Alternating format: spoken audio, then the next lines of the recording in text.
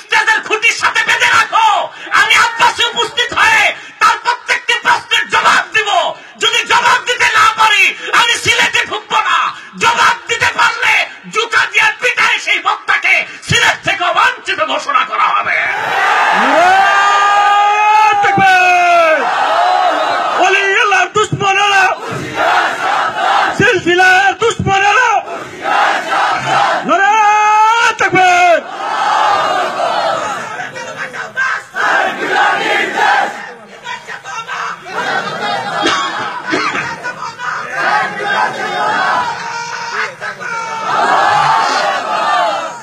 প্রিয় সুধী, এখন আবার প্ল্যান করেছে আমাকে হত্যা করবে,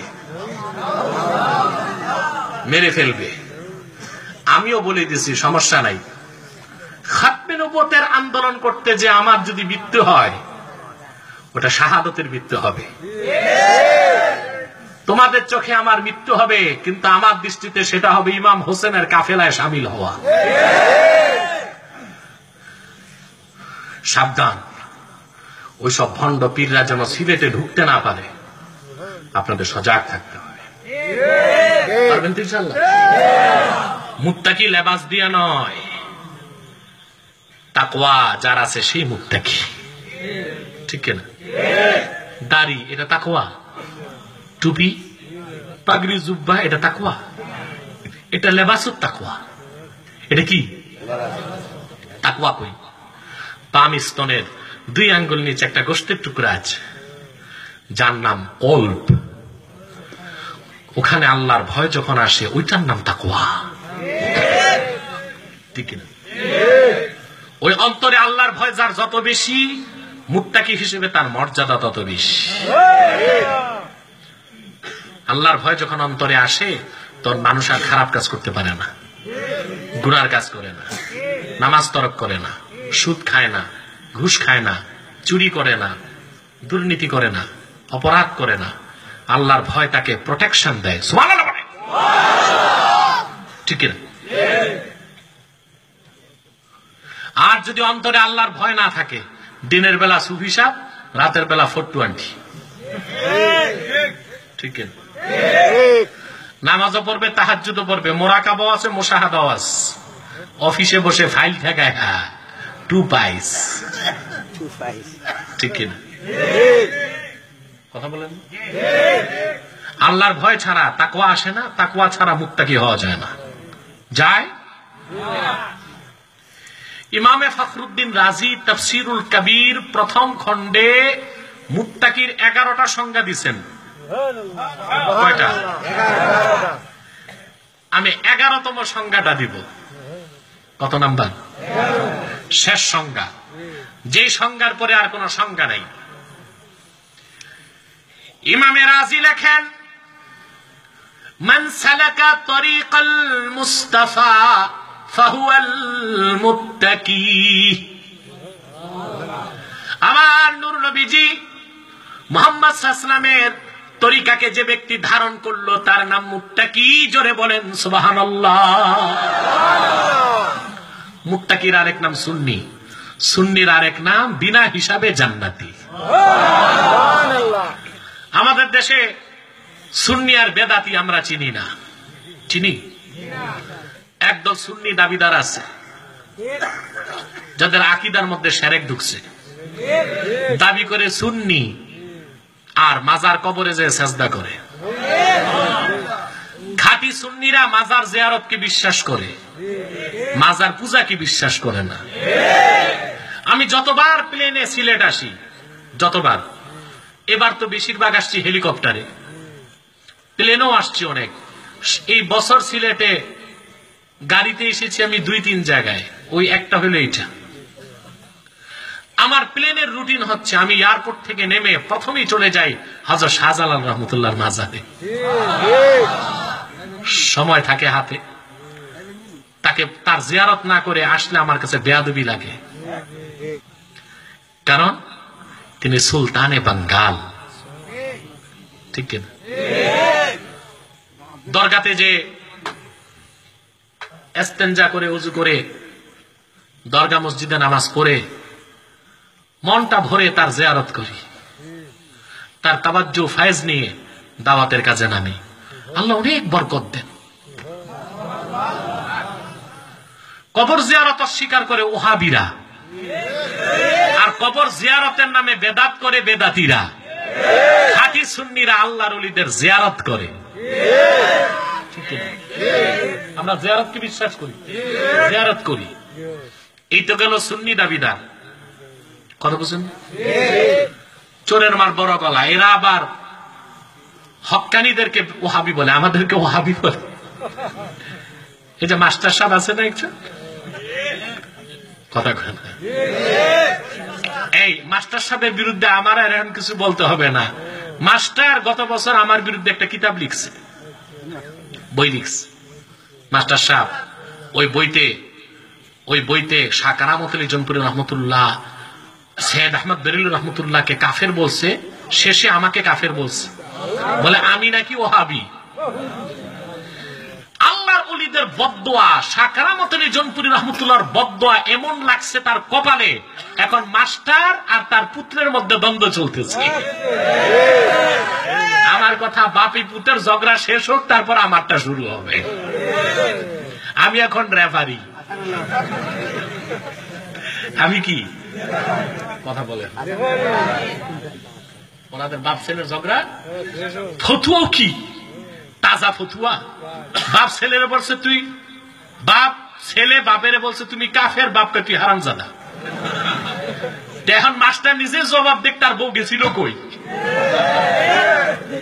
সাবধান, সৈয়দ আহমদ বেরেলভী কারামত আলী জনপুরি রহমতুল্লাহ ও তার সিলসিলা নিয়ে যারা দুশ্মনী করেছে, ইতিহাসের আস্থা করে তারা নিক্ষিপ্ত হয়েছে।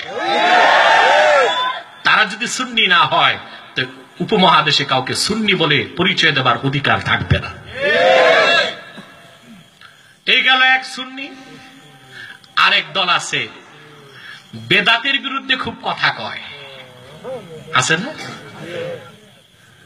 কিন্তু দেখেছি আমি রাসূলুল্লাহর মহব্বতে আমরা যেই কাজ করি ওগুলোকেই বেদাত বলে, নিজেরা যে বেদাত করতেছে ওইটার আর বেদাত বলে না। এদের ফতুয়া হলো মিলাদের কিয়াম বেদাত। কেন? 3 যুগে ছিল না। তো ঠিক আছে, 3 যুগে ছিল না, মিলাদের কিয়াম হয়েছে বেদাত। তো ইলিয়াসি তবলিগের চিল্লা কোথায় পাইছো? এটা কোন যুগে ছিল? কথা কয় না।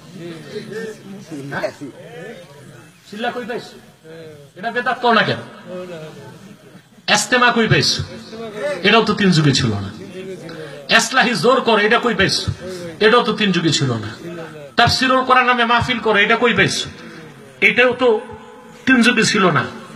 জিজ্ঞেস করি চিল্লা কই পাইছো? কয় মুসা নবী তুর পাহাড়ে চিল্লা দিছে। বাহ, তো নিজেরা স্বীকার করতেছো তোমরা রাসূলুল্লাহর উম্মত না মুসার উম্মত।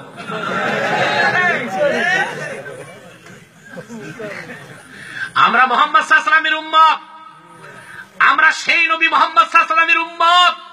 মুসা নিজেও বেঁচে থাকলে যার উম্মত হতে বাধ্য হতো, সেখানে রাসূলুল্লাহর সুন্নাত বাদ দিয়া তুর পাহাড়ে মুসা চিল্লা দিছে, ওই চিল্লা কেন শুরু করছো? এটা তো বড় বেদাত। এটার বিরুদ্ধে ফতুয়া দাও না, মিলাদের কিয়ামের বিরুদ্ধে ফতুয়া দাও। যদি বলো চিল্লা পেয়েছো তুর পাহাড় থেকে, আমি বলি কিয়াম পেয়েছি আমরা জান্নাত থেকে। আল্লাহু আকবার।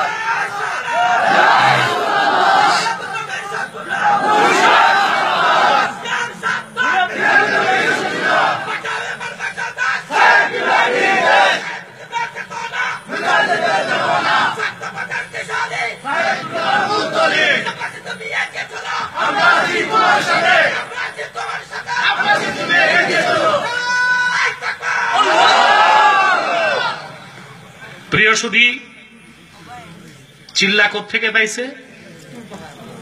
কথা কয় না। আর কিয়াম কোত্থেকে পাইছি? চিল্লা শুরু কে করছেন? ওদের কথা, মুসা নবী। কিয়ামের শুরু কে করছেন? হযরত মুসার বাপের বাপের বাপের বাপের বাপের বাপের, দুনিয়ার সব মানুষের বাপ হযরতে আদম। সেটা হয়ে গেল বেদাত। তুর পাহাড়ে চিল্লা হয়ে গেছে ওয়াজিব। তবলিগলারা বিয়ে দেওয়ার আগে ছেলে জিজ্ঞেস করে চিল্লা কটা দিছ, আগে জিজ্ঞেস করা হয়তো হজ করছো কিনা, এখন জিজ্ঞেস করে ছেলে চিল্লা দিছে কিনা। এটা মুস্তাহাব রাখছে না ফরজের পর্যায়ে নিয়েছে। বলবেন কিয়াম কেমন করে পাইলেন জান্নাতে? হাদিস খুলে দেখো, দালাইলুন নবুয়ত, মুজাম তাবারানি, খাসায়েস কুবরা, মাওয়াহিবুল লাদুনিয়া, অসংখ্য হাদিস ও সিরাতের কিতাবে এসেছে আল্লাহ যখন মা হাওয়াকে বানালেন, আদম আলাইহিস সালাম তাকে ধরতে গেছেন, জিবরিল দিছে ধমক, মা থামো। বলে কেন? আল্লাহ তো বানাইছেন আমার জন্য, তা আমারে ধরতে দাও না কেন? জিবরিল ডেকে বলেছেন আদ্দি মুহরাহা ক্বাবলা আন তামাসসাহা ইয়া আদম, ওরে আদম, তোমার স্ত্রী হাওয়াকে স্পর্শ করার আগে আল্লাহর হুকুমে তার মোহর আদায় করে দাও। আদম ডেকে বললেন কাইফা ওয়াদ্দি মুহরাহা ইয়া জিবরিল, ওরে জিবরিল, কেমন করে আমি আমার স্ত্রীর মোহর আদায় করব? হযরতে আদম বললেন, জিবরিল বললেন, সাল্লি আলা মুহাম্মাদিন সালাসা মাররাত, সুবহানাল্লাহ, মুহাম্মদ সাল্লাল্লাহু আলাইহি ওয়াসাল্লামের উপর 3 বার দরুদ পাঠাও। হযরতে আদম জান্নাতে দাঁড়ানো অবস্থায় তাজিমের সাথে আরশে আজিমের দিকে নূরে মুহাম্মাদির দিকে তাওয়াজ্জু দিয়ে 3 বার দরুদ শরীফ পড়ছেন। কিয়ামে শুরু কই? চিল্লা শুরু কই? তুর পাহাড়ে। এটা বেদাত হয় নাই। দরুদ সালাম কি হয়েছে? তাহলে কি এদের শত্রুতা বেদাতের সাথে না রাসূলুল্লাহর সাথে? কোরআন হাদিস ঘাটলে তো চিল্লার অস্তিত্ব পাওয়া যায় না। আউলিয়া কেরাম চিল্লা দিচ্ছেন পাহাড়ে, ওই চিল্লা তারা ঢুকেছে মসজিদে। চিল্লার উদ্দেশ্য কি? মুসা নবী চিল্লা দিচ্ছেন, উদ্দেশ্য ছিল খালওয়াত। উদ্দেশ্য কি? কথা বলেন। খালওয়াত, একাকিত্ব, নির্জনতা, মানুষকে ছেড়ে আলাদা জায়গায় যে আল্লাহর ধ্যান করা, ওটা চিল্লার উদ্দেশ্য। তাবলিগি ভাইরা ওই চিল্লা ঢুকাইছে মসজিদে, কাঠি গোট্টা হাড়ি পাতিল টুং টাং ভুনা খিচুড়ি তেহারি। ওই চিল্লা মসজিদে আসার কারণে খালওয়াত আছে না জালওয়াত হয়েছে। জালওয়াত মানে ভিড় ভাট্টা। তো তুর পাহাড়ের চিল্লাও হয় না, চিশতিয়া তরিকার পীরদের চিল্লাও পাওয়া যায় না। একান্তই এই চিল্লা ইলিয়াস সাহেবের আবিষ্কার। 60 বছর আগে এই চিল্লার অস্তিত্ব ছিল না, এটা হয়ে গেল ফরজ ওয়াজিব। মিলাদের কিয়ামে শুরু জান্নাত থেকে, ওইটা হয়ে গেল বেদাত। এইটা তো রাসূলুল্লাহর উম্মতের ফতোয়া না, এটা ইহুদির দালালদের ফতোয়া, ওয়াহাবিদের ফতোয়া, লামাজাবিদের ফতোয়া, সেমি ওয়াহাবিদের ফতোয়া। সিলেটবাসী, আমি শুনেছি এক লামাজাবি ভণ্ড সিলেটে আসতে চায়। তোমরা আল ইসলাম তারা নিজের ব্যানারে ঐক্যবদ্ধ হয়ে ঘোষণা দিয়ে দাও, লামাজাবির কোন দালালকে সিলেটে ঢুকতে দেওয়া হবে না।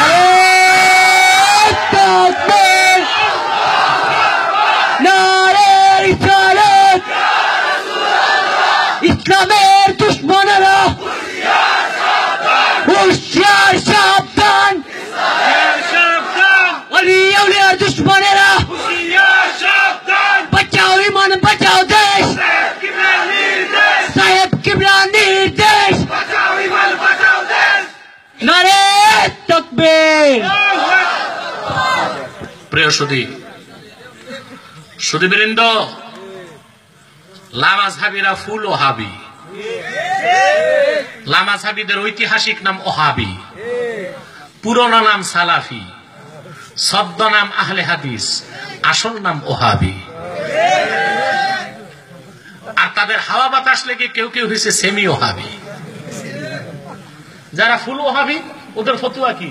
মাযহাব নাই, পীরি মুরিদি নাই, নামাজের পর মুনাজাত নাই, আজানের পর মুনাজাত নাই, জানাজার পর মুনাজাত নাই। সবে বরাত নাই, সবে কদর নাই, কেবল নাই আর নাই।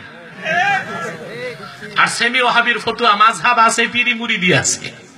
পিরি মুরিদি থাকলে হালুয়া রুটি আর সিন্নি নামাজ খাওয়া যাবে, তবে মিলাদ কিয়াম নাই।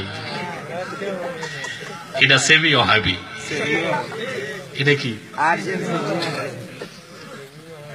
কথা বলেন? ফুলকে সুযোগ দিবেন না, সেমিরেও।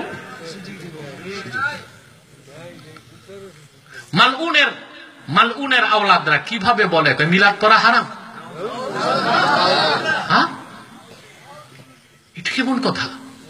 যদি কেউ বলে মিলাদুন নবী সাল্লাল্লাহু আলাইহি ওয়াসাল্লাম পালন করা বা পড়া হারাম, সে যদি মুতলাক বলে, মুতলাকান, আমার ফতোয়া বুঝেন, মুতলাকান বলে, গায়র মুকাইয়াদ, মুতলাকান যদি কেউ বলে মিলাদ শরীফ পড়া হারাম, খোদার কসম আমি মুহাম্মদ এনায়েতুল্লাহ ফতোয়া দেই সে কাফের, তার বউ তালাক। কারণ মিলাদ অর্থ কি? মিলাদ হচ্ছে বায়ানু উলাদাতিন নবী মুহাম্মদ সাল্লাল্লাহু আলাইহি ওয়াসাল্লাম। মুহাম্মদ সাল্লাল্লাহু আলাইহি ওয়াসাল্লামের জন্ম বৃত্তান্তটাই মিলাদ, ঠিক না? মুহাম্মদ সাল্লাল্লাহু আলাইহি ওয়াসাল্লামের জন্ম বৃত্তান্ত হলো মুহাম্মদ সাল্লাল্লাহু আলাইহি ওয়াসাল্লামের জিকির, আর মুহাম্মদ সাল্লাল্লাহু আলাইহি ওয়াসাল্লামের জিকির হলো আল্লাহর জিকির। জাযবুল কুলুব ইলা দিয়ারিল মাহবুব, সিরাতের কিতাব, কিতাবুশ শিফা বিতারিফি হুকুকিল মুস্তাফা, সিরাতের কিতাব, নাসিমুর রিয়াদ, শারহ কিতাবিশ শিফা, মোল্লা আলী কারির লেখা সব কিতাবে এসেছে। হুজুর বলেছেন মান যাকারানি ফাকাদ যাকারাল্লাহ, যে আমার জিকির করলো সে আল্লাহর জিকির করলো। মিলাদুন নবী রাসূলুল্লাহর জিকির, এর চেয়ে উত্তম কোন নসিহত নাই, জিকির নাই, ইবাদত নাই। সেই মিলাদকে, জিকির নবীকে যে হারাম বলেছে, আমি বলি সে হারামজাদা, সে কাফের, তার বউ তালাক, তার সাথে কোনো মুসলমানের সম্পর্ক রাখা চলবে না। আল্লাহু আকবার, নারে রিসালাত, ইয়া রাসূলুল্লাহ, আহলে সুন্নাত ওয়াল জামাত জিন্দাবাদ, জিন্দাবাদ, জিন্দাবাদ, জিন্দাবাদ, আহলে সুন্নাত ওয়াল জামাত। মিলাদুন নবী শত্রুরা হুশিয়ার সাবধান, হুশিয়ার সাবধান, মিলাদুন নবী শত্রুরা। নারে তাকবীর, আল্লাহু আকবার। মুসলমান